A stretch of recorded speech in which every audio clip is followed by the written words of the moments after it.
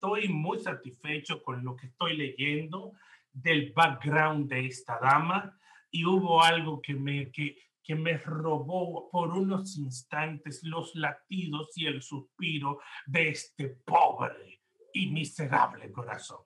Señores, Elena López, esta mujer ha hecho tanto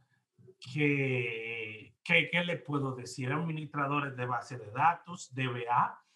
Ella funda su propia firma llamada Soluciones Tecnológicas Integradas, STI. Mira qué interesante. Yo había visto eso por ahí y no sabía que era de Elena. Interesante. Ella ahí desempeña como CDO, Chief Data Officer. Es una dura en base de datos porque también tiene una comunidad en Facebook aprendiendo de ver con SQL Server. Es Microsoft MVP, recibió esa premiación en varias ocasiones, específicamente 3 veces. O sea, es una mujer dura, dura. Ama pasar con locura tiempo con su familia, amigos, cocina, le mete la mano a la carne, a la parrilla, al carbón. Señores, esta es la parte sabrosa de esta presentación. Mierda, qué abusadores. Ama la naturaleza, el turismo. Y cuando pasamos, señores, a la parte de los videojuegos, esta mujer hizo que mi sistema cardiovascular temblara cuando yo leí que le gusta Age of Empire 2, Call of Duty, no voy tanto por ahí, pero cuando me dijo juegos retros de NES, ¡uy, Dios mío! ¡Qué chiste antes! Yo voy a gozar esta vaina. Para más, señores, para no dilatar más esta presentación, esta introducción, los dejo con ustedes para que se chupen los dedos con la carne que ella cocina, para que se regocije su corazón con los juegos retros de NES que ella juega. Por favor, rompe esta vaina. Elena López, bienvenida.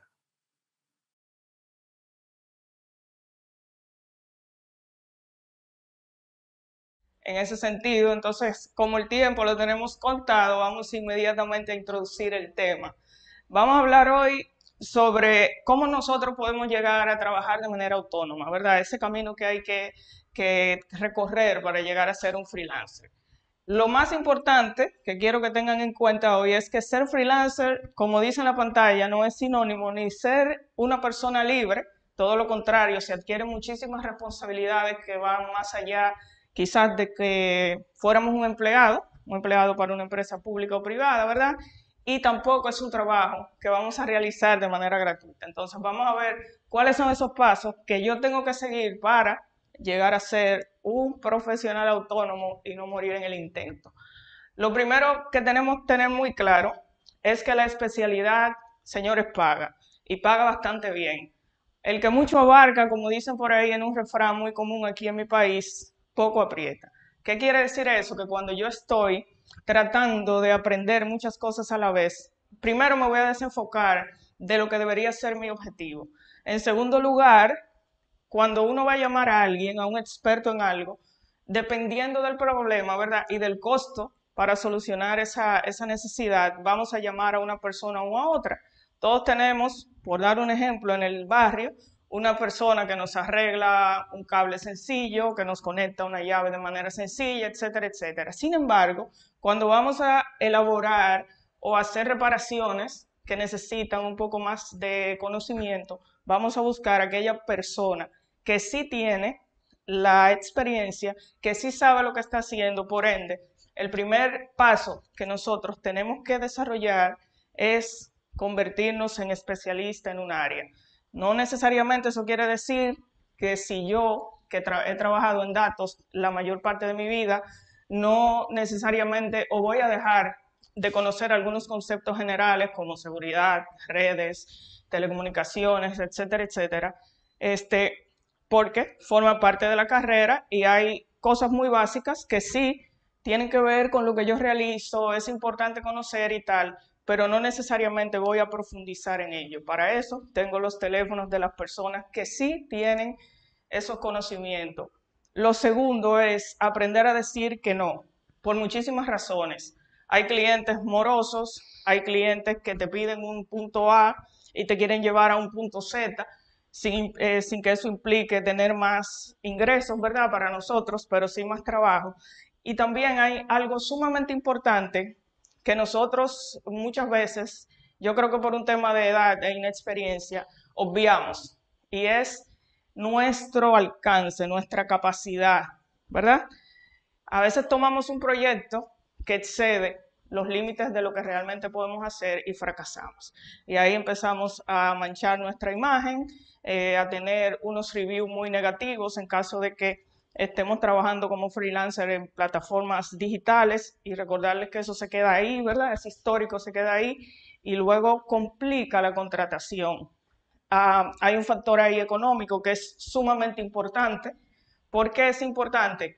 Porque un proyecto, si yo ahora mismo digo, mira, Juancito, te voy a dar un proyecto y te cuesta 2 millones y que tiene un costo de 2 millones de dólares, yo tengo que sentarme y evaluar si yo tengo la capacidad económica para soportar ese proyecto, porque si cuesta esa cantidad de dinero es porque yo tengo que contratar a otras personas. Entonces, a veces es muy importante saber decir que no a tiempo.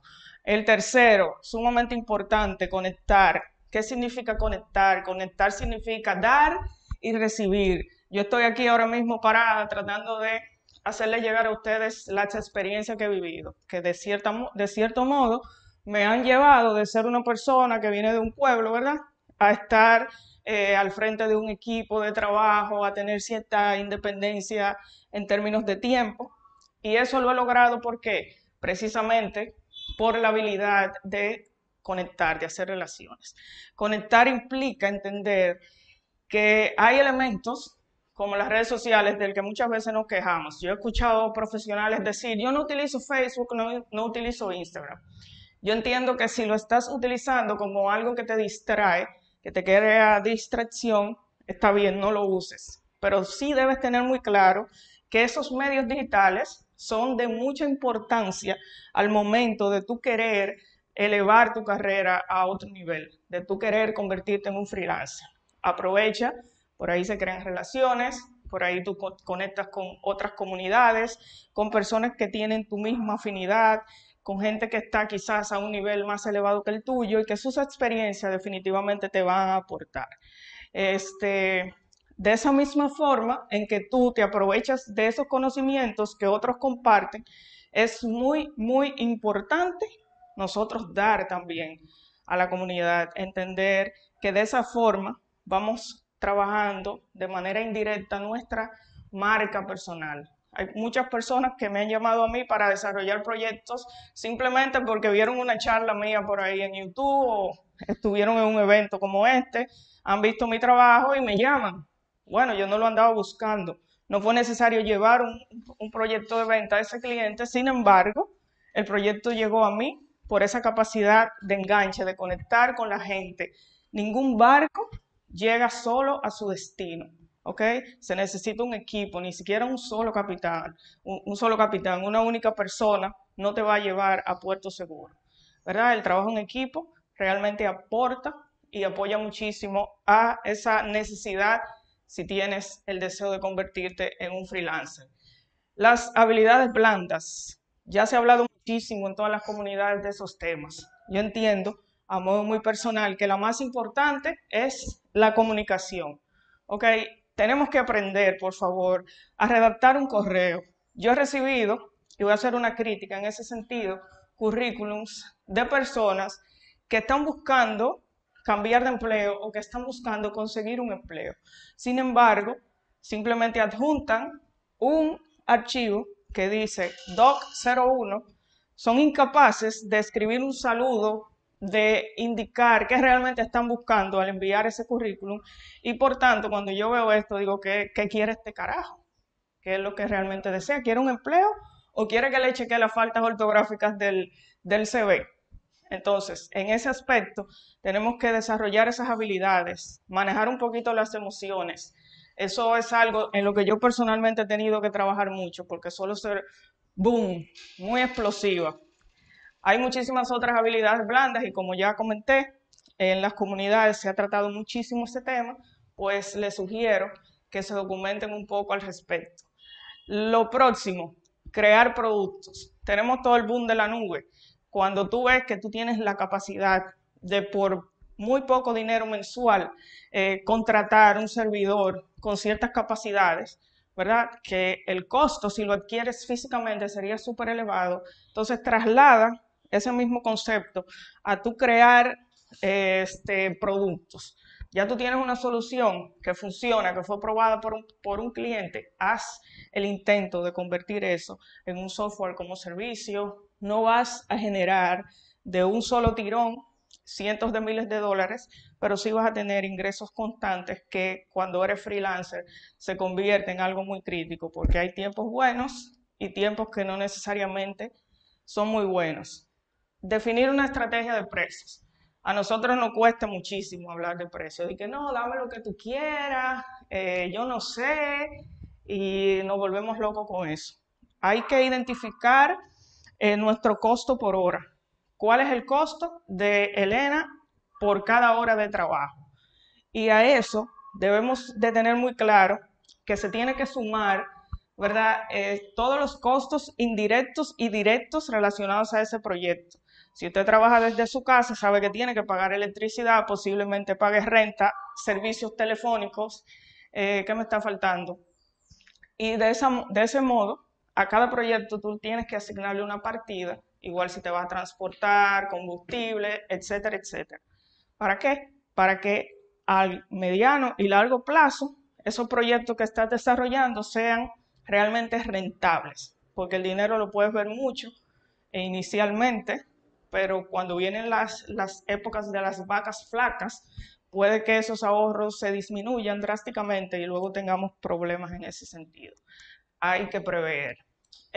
Formalizar las relaciones de negocio. Hagan contratos, señores. Definan alcances. Definan métodos de pago. Definan condiciones. Porque muchas veces, y esto va más cuando trabajamos como freelancer ya en nuestros países, no necesariamente en una plataforma digital. Si no tomamos eso como costumbre, es muy probable que terminemos regalando horas de trabajo, que terminemos frustrados y que terminemos con clientes descontentos. De la mano con el punto anterior está la necesidad de familiarizarnos con las leyes impositivas de cada país. A veces a nuestras manos llegan facturas de profesionales que incluyen un ITEVIS. Para los que no son de República Dominicana, el ITEVIS es el impuesto al consumo que se paga acá regularmente en nuestro país. Y me llegan facturas de personas físicas que no están supuestos a cobrar ese servicio, pero lo incluyen. ¿Por qué? Porque desconocen que no debería hacerse de ese modo, que en cambio se le va a retener un 10% del total de la factura, etcétera, etcétera. Entonces, eso trae conflicto, pero también muchas veces, cuando es el caso contrario, que nosotros como freelancer vamos a recibir el pago, he sabido de empresas que se aprovechan de esa falta de conocimiento y se quieren quedar con un 18% del ITEVIS y un 10% de la retención formal. Entonces, mucho ojo con eso. Eso también nos evita caer en conflictos con las empresas, ¿verdad?, que se encargan en cada país de cobrar esos impuestos. Además, es muy importante, si estás en el camino de convertirte en freelancer, cuidar tu imagen.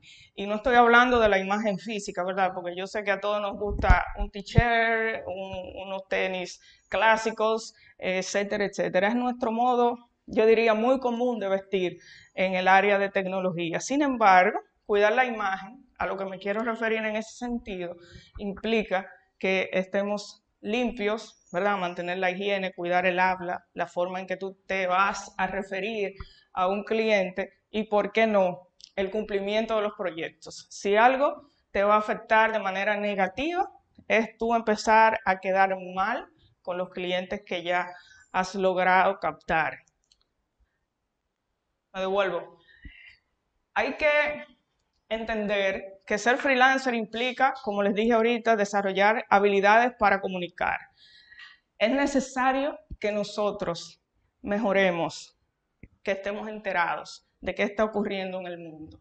Porque si voy a visitar a un cliente, es muy difícil que la relación se limite únicamente a temas técnicos en los que sí somos realmente buenos. De hecho, yo estoy sumamente convencida de que las compras de los proyectos que nosotros desarrollamos están muy ligados a la confianza que tiene el cliente en nosotros. Entonces, si tú como freelancer no tienes la capacidad, ¿verdad?, de entablar una conversación sobre cualquier tema de actualidad, sobre un tema pasado, sobre historia, sobre geografía, qué sé yo, cultura general, a leer un poco más y a dejar un poquito de lado los memes.